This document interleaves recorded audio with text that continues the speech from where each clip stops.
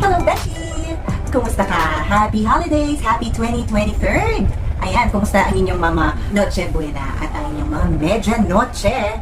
Hello, YouTube! Happy 2023! Nawa ay magkaroon tayo ng prosperous, healthy, and harmonious 2023. Ayan, so para po sa ating lahat. Diba? Siyempre, patuloy pa rin po tayong gagawa ng ating mga videos. And syempre, I hope na patuloy din kayong susuporta at manonood pa more ngayong 2023. Okay, so, Beshi, ang ating itatampok or itatopic for today are scents. Pero, ang question is, scents sila para saan? Okay, and syempre, medyo bibitinin ko kayo ng konti. Watch out for my intro!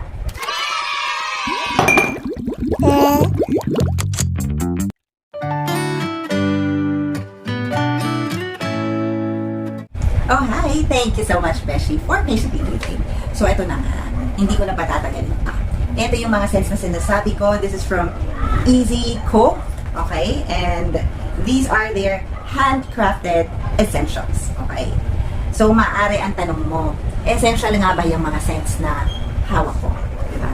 Yes, they are. Kasi itong scents are not just ordinary scent na i-spray natin. Ang pinaka-essential kasi doon, Beshi, is kung saan mo sila i-spray. So, ito na nga, Beshi. Ikaw ba ay estudyante ngayon, office worker, o mahilig kang mag-mall, o basta mahilig kang lumabas ng bahay, or di kaya may mga kasama ka sa bahay, or sa dorm? The reason why I'm asking is, kung hindi ka ba nahihiyang mag-poop?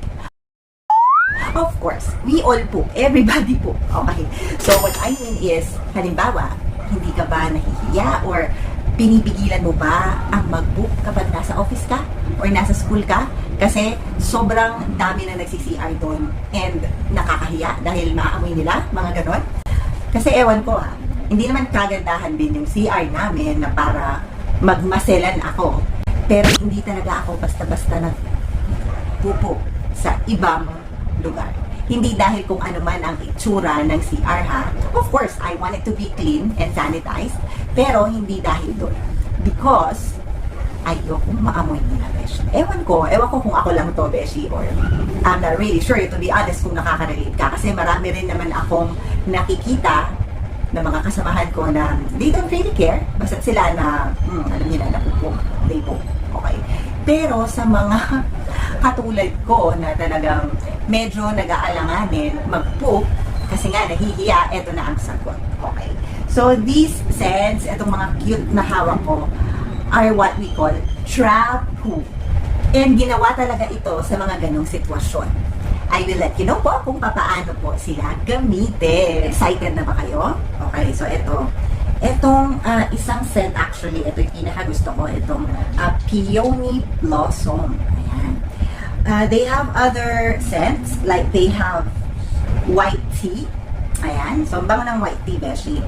They also have green tea, fresh bamboo, warm cotton, and last but not the least would be their vanilla. Ayan, diba? Pero ako, ito yung aking medyo bet, kaya ito yung binuksan ko, and ito yung tinry ko. So, share ko lang. Pumunta nga ako sa CR namin, or sa restroom namin, okay, and in-spray ko ito. Actually, Beshi, kung nag-aarinola ka, ewan ko kung gumagamit ka na, pero kung nag-aarinola ka, Beshi, ito yung itsura ng arinola para lang alam nyo. Ayan. Siyempre, hindi ko na ilalagay yung arinola ko. Oo, Beshi, nag-aarinola. Nag-aarinola ako. Oo, hindi, promise, nag-aarinola ako. Kasi, up and down yung house namin and iisa lang ang restroom. And nasa baba siya, of course. Pag bumaba ako, of course, mawawala na ang antok ko. Kaya, nag-aarinola ako, Beshi. And I use this. Kasi ayoko namang alam mo na, maamoy ang hindi dapat maamoy, Beshi. Ayan. Sorry kung iniisip nyo, baka masyado akong vain or what, pero eto talaga, Beshi. Eto talaga. Kung hindi ka vain, watch ka na lang din. Pero kung vain ka, Beshi, and kung ayaw mo ng ganong amoy, then use this. Okay. Kasi ang ginagawa niya, Beshi, pagka-spray mo, it would actually leave a scent and a thin film on the upper part of the water. Kung sa arinola yan o kung sa bowl yan.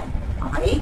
And then, kapag nag-cook ka, ayun, hindi makakaakyat yung fume na mabaho.